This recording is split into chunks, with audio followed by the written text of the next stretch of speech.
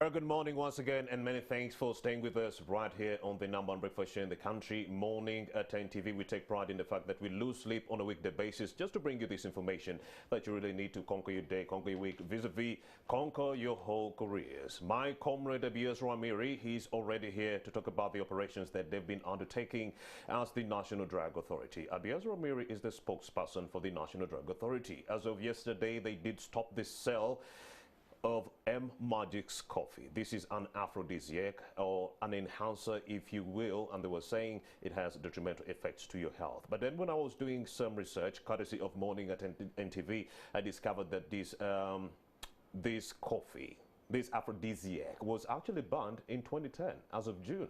Yes, a story that was run by Mr. Neil Katz from CBS indicated that this aphrodisiac was called actually Magic Coffee, Power Magic Coffee. Actually, it's Magic Power Coffee, and it has an ingredient, a chemical that is called hydroxythio. What is it called? Hydroxythiohomo. It's a very long one. It's called hydroxy. Now, hydroxy is the chemical that is residing within the Magic Power Coffee, and in Uganda here it's being called the M Magic's coffee. Now, this drug, when you interact with it, it's really, really terrible. It can lead to lowering of your blood pressure, dizziness, and so forth. It can even kill you. That's according to the Food and Drug Authority as of 10 years ago. But what we want to know, why are we just banning it right now? Why have they continued to sell it right here in Uganda? That's why Abias Ramiri is here to talk about that and a lot more. A very good morning, Abias. Good morning, my friend, and good morning to the viewers of NTV. Okay, there is a chemical in Magic Power Coffee. In Uganda here, we're calling it the M Magic's coffee. It's called the hydroxythiohomosildenafil. Now, sildenafil is the chemical that you find in Viagra. You understand? Meaning this chemical lowers your blood pressure. It also causes dizziness, and sometimes even fatally it can cause deaths. Largely, these are related. It was banned in the US by the Food and Drug Authority. That is in 2010. In Uganda, we are banning it in 2021. How did it get on the Ugandan market? Thank you so much. I just need to let the viewers know that as National Drug Authority, we regulate the importation, the production, the sale, and the entire supply chain of drugs. You're not like the Food and Drug Authority. Yes, you're only handling the issue of drugs. Yes. So we do not have a law that would allow you to go the other way to interrogate a Magic's coffee as a food. No, and the Magic coffee that we're talking about, M Magic's coffee that we're talking about, came into the country as a food. As you know, coffee is a beverage, so it falls under... Are they related? Beverage and food? Not really. The Magic Power Coffee that was banned by the Food and Drug Authority in 2010 and the M Magic's coffee that we banned yesterday. We are still studying that. If you look at the packaging, it is completely different. The interesting part that the one we banned yesterday, looking at its package, it doesn't show where it was even manufactured from. But I wanted to make that very clear that as National Drug Authority, we regulate only drugs and healthcare products. Now, coffee and food, call them beverages, and all these energy drinks that are on the market, they don't fall under our mandate. But the National Drug Policy and Authority Act also gives us the mandate to protect Ugandans when their health is threatened by other products that do not fall under our mandate. But so that's why when we received the complaint from a member of the public who had consumed that coffee, taking it as coffee, because it has on its branding, it has no indication that it is a drug or it contains anything. You clearly see that it is coffee. So this gentleman took it, and he felt abnormally weird and raised it to National Drug Authority. Our teams went onto the market, picked samples, we tested them, and found that indeed this product is adulterated. Now, we would have gone into the boardroom to discuss how did it come into the market, how long has it been, but our first call to action was to warn Ugandans to stop consuming this product because it contains a dangerous drug you're talking about Viagra. Viagra is actually one of the generic names which is made by Pfizer. And that drug can only be taken under a strict prescription by a professional health worker. And it must be, you must take the dosage. Now, when you pick this coffee and you take it, some of us who like taking coffee, you will take it in the morning, mid-morning, lunchtime. But you don't know you're taking Viagra you don't know how much you're taking, and you're straining your muscles. And you're straining your body. And we've seen that in the worst cases, sildenafil can actually can lead to death.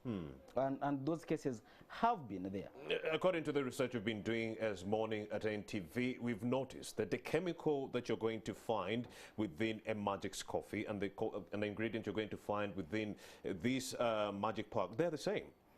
The hydroxythiohormone sildenafil, because sildenafil is the active ingredient within Viagra. We found it in our Magic's coffee. It was also found in this Magic Park coffee 10 years ago. Aren't they related? Are we dealing with a bootleg whereby they just went and worked on the dressing and then they just brought it into the Ugandan market simply because our laws are a little bit weak? Like you said, you are the NDA, but you couldn't actually nab these individuals because they entered this drug as a food. Just like I mentioned, we did the tests last week. We found that this product was adulterated with sildenafil, and we wrote to National Bureau of Standards, UNBS, that allows that currently is in charge of the food and beverages. We told them what we found, but also we were able, through the packaging, to find out the importer. We've written to them, we engaged them, and we've demanded that they withdraw all the batches. That's a client of UNBS, and we are handling them that way. But I want to go back to your... So you're not divulging the client? I want to go back to the Because they could be having other products on the market that we do not know about. Those are going to be established after our engagement with the UNBS, because as a sister agency we work together, but also our first priority is to make sure that we protect Ugandans. And that warning we put out yesterday, I think came out timely. We would have waited to first have these, like I said, boardroom meetings with UNBS, but we feel that risking Ugandans through the bureaucratic discussions is really not the place we want to be as National Drug Authority. Indeed. You want to safeguard the lives of Ugandans, but then there are several energy boosters or enhancers on the market. What are you doing to actually clamp down on these? Aren't they harmful for human consumption? If you saw the press we put out yesterday, in our statement, we made it very clear. We put out the number, which I will read later to the viewers, that we have to work together as Ugandans. If you know of any product that you fear could be a risk to public health, please let us know, and we will pick it, we will test it, they're there, and they will be pulled and I'll off tell the you, market. there are more than 10, there are more than 20. I'm just not going to name because that would be advertising for them. But I've seen these aphrodisiacs on the market. They're even energy drinks. They'll pass as energy drinks, but there are drugs in there that help you boost your ability. Off air, please share with me those names. We will go and test them, because that's the role we do on the sidelines, protect Ugandans. You've seen Malondo, I'll just mention Malondo Extra. You've seen it on the market. It's passing as a drink. No one food. has complained to us. But again, I will mention this.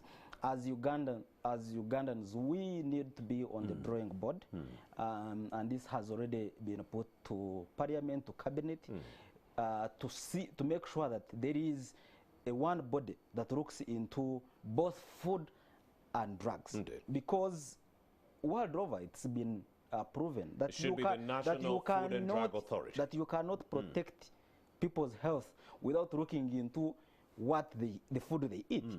And also, because people know how strict National Drug Authority is, even when they are making these drinks that are adulterated, instead of coming to us and registering them as herbal products because they know we will analyze them. They go behind and turn them as energy drinks because they know that's not our mandate, and go and register them and put them onto the market and risk the lives of Ugandans. But again, because of the colliding mandate, and I don't want to blame anyone, because of the colliding mandate, National Drug Authority is not going to be running around picking products that do not fall under our mandate to analyze them unless a member of public has complained.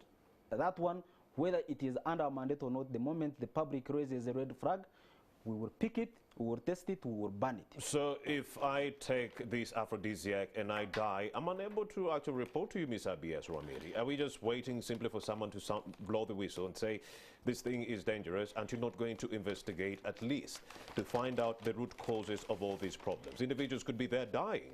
A dead person cannot report. That's where I started from. I said, as Ugandans, do we want to wait for until when we start losing lives before we put in place a food and drug authority body? And it doesn't have, you know, when people hear that, they think National Drug Authority wants to be in control of everything. But as you mentioned, FDA was able to capture that power magic 10 years ago. 10 years ago, because they look into both food and drug. We do not. Currently, our mandate is limited to drug and healthcare products. So if anyone runs behind, becomes creative and dodges our net and registers their product as a food or a soft drink or an energy drink, we cannot come in and enforce because we do not have the mandate. You know, Uganda, we run on the law. So if we went in and started policing everyone, be sure that someone is going to take us on in the courts of land. We have been ruled out of order before. So, but what the law gives us is that when members of public complain, and just like you mentioned that, you know, some of adulterated products, like one gentleman who took this, you know, was able to come and complain to us, and I'm not flashing it as an advert, but to warn the public that this is adulterated. What are we looking at? This is the sample of the M-Magic coffee that was picked. And if you look at it, you know, it has the batch number, which does not actually match with the batch number that is on the box. There is an expiry date without the manufacture date. So that means even beyond the adulteration, there could be even other tampering that is being done onto this. Maybe it had expired and someone rubbed and just stamped on it. Because for us, when we are allowing a product onto the market, there are things we look at. The manufacture, the date of manufacture, the batch number. So there is no expiry date? There is no the expiry date, but there is no manufacture date. So it is expiring from what date? What is its shelf life?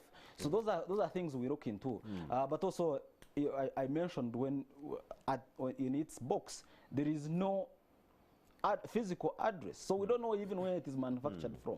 And those are things, those are the gaps that, you know, we need to fear and protect Ugandans. All right. We would like to urge members of the public as morning at NTV, please be vigilant, be cognizant of the fact that M-Magic's coffee contains a very harmful chemical, hydroxythiohomosildenafil. Now, sildenafil was also found as an active ingredient within Viagra. Now, if you are a heart patient, yes, and you are taking some prescription medicine as a heart patient, there are ingredients, nitrates within that medicine as a heart patient that will interact negatively with the sildenafil in Viagra or within this magic coffee, and it will kill you. It will lower your blood pressure, increase dizziness and so forth, and you will succumb and die. Stay away from M-Magic's coffee. It was already banned 10 years ago. That's why there's no manufacturing date, meaning they're already selling merchandise or products that were already banned, and they want to make a killing and not just throw away these products. And they are targeting Africa, where laws and implementation is actually very, very weak. Well, I'm still having this conversation with Abias Ramiri away from M-Magic's coffee. They've been expediting other operations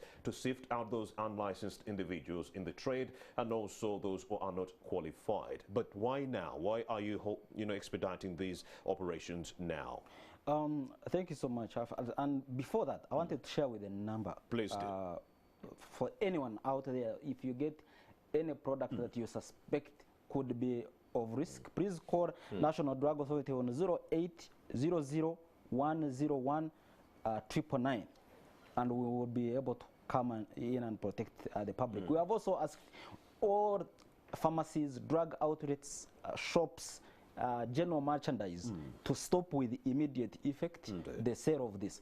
We have asked the importer to withdraw all the batches that were already out, but we are not stopping there. Our enforcement teams are going to go and comb every place. And after this warning, if you find you selling this, it means you're selling an illegal product. Let's talk about these operations. This operation, and that takes me to the operations we do. One, we take the operations that which we call enforcement operations at National Drug Authority are part of our daily work. We license, we allow the drug outlets, we register drugs and healthcare products onto the market.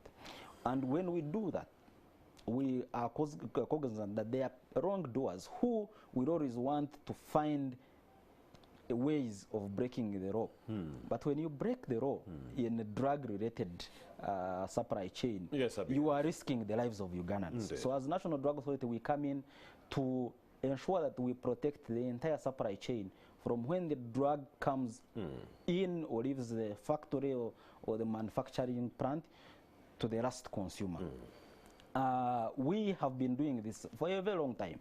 Now, the first step was to engage with our stakeholders, and these are people who are in the drug supply chain, to give them the guidelines, things they need to follow. And we are certain and 100% sure that anyone who is dealing in the drug business knows the right thing to do. But when we do that, and we are not going to sit back and say now our people know what to do, we can continue registering more drugs coming into the country. No, we have our surveillance teams and intelligence within different communities. When we get information that there are places, there are outlets that are defaulting the procedures which are known to them, the guidelines that we give them. And these guidelines run from making sure that you have qualified personnel managing or manning the outlet we have licensed, that you have a license, that your premises are suitable because the drugs are very sensitive. That the drugs you are selling are not like Magic's coffee, which are banned. That the drugs you're selling are not expired. That if you are a drug shop, you're selling the class we have licensed you to sell, then we are comfortable that the Ugandans are protected. That is understandable. But if we find out that those procedures are not followed, we will come in and we apprehend anyone who is involved in malpractices. Divulge details as to why you are now going for the traditional herbalists. They are not traditional. We are not going for traditional herbalists. We are going for herbal medicine, which is within our mandate. Yes. Because herbal is a drug. Traditionally, we've used the herbal medicine. So you tweak the term to put it in your mandate. It's not about tweaking. It's not about tweaking. It's actually within the law. It is clearly described as alternative medicine. And drug can be described as conventional or traditional. Now, these herbal drugs, I have mentioned before that we only come in if your herbal product is leaving the community setting. Now, if your grandmother goes out and picks a few leaves or any herbal product and administers it to people within the community or within the family, we have no problem. That has been done way before. Now we come in. If you commercialize. If you commercialize, when it becomes, a big production. I want to sell my aloe vera. Yes, and the reason is that when you start going into mass production, one, we have not studied how different people are going to react to this product. You could be used to it, as a family, as a community. But the moment you send it to Arua, to different parts of the country, we want to see how people are going to react to it. That is number one. But the most key one is that when you go into mass production, there are chances that you're going to pick lots and lots of those hub components, and chances are that the product you're going to put to package could be highly concentrated and it becomes toxic. Or in trying to meet the market demand, you could dilute the product and it becomes less effective. Talk to us about the veterinary drug dealers have not been exempted. They've seen the wrath of the National Drug Authority. Are you out there just to make the business of selling drugs utterly impossible? Abias? We are not making anyone's life impossible, Yes, difficult. yes. We are trying to actually make the lives of Ugandans safe, but also easy. We have been blamed for over-focusing on human. And like I said, we work in a very creative way to deal with different challenges. Now we realize that issues of veterinary are more complicated in terms of even sniffing out the wrongdoers. So we first came in around 2018-19 to go as hard as we do with human drugs, and there was an uproar, and people were saying, "Oh, you're taking away this guy who has been saving our cattle. They don't even know what to do." So we went back and started sensitization and engagements. And like I said, we are certain and sure that anyone who is involved in the drug business, whether human or vet, they know what to do. So while you think we are over-emphasizing on vet, it's actually a place that we've been handling very, very cautiously and carefully. I see. And now we're saying you must comply, whether you are in human or on vet. Now in vet, we are using even more intelligence-based operations, because the people who do all those malpractices in the vet business, most of them are professionals. They know their clients, so they know there is a gap and a clear chain. So without working very smartly using the intelligence, it becomes very, very difficult. And if you want also to focus to bring out the key things we've been doing, especially around the border, we are getting people smuggling in products from the neighboring countries. From Kenya, you've seen our operations in Mbare, where there is these perpetual smugglers that have been bringing in drugs. And these are the people that brought in the M Magic's coffee, I believe. Could be. And you see, with our porous borders, that we can't blame anyone. But as National Drug Authority, we want to assure the public that we will continue doing this to protect Ugandans, and calling upon Ugandans to stand up and demand that things be done right. All right. All right, we should clamor for the National Food and Drug Authority to actually take center stage so that their mandate also stretches into the other sphere so that their job is made easier. Abias Wamiri, thank you very much. Special kind regards to the people at the NDA. You're doing some great work. Thank you. All right, a message going out to members of the public courtesy of Morning at NTV. Stay away from M Magic's coffee. It has a very harmful chemical, hydroxythiohomosildenafil. Sildenafil is the active ingredient found in Viagra. Now, if you are a heart patient and you are taking some prescription, yes, this sildenafil actually interacts negatively with the nitrates within the prescription that you are taking as a heart patient. Please stay away from M Magic's coffee. We'll be right back with another conversation on the issue of bail refunds. Simon Musangala is here, and also Jameson Karimani. We'll be right back.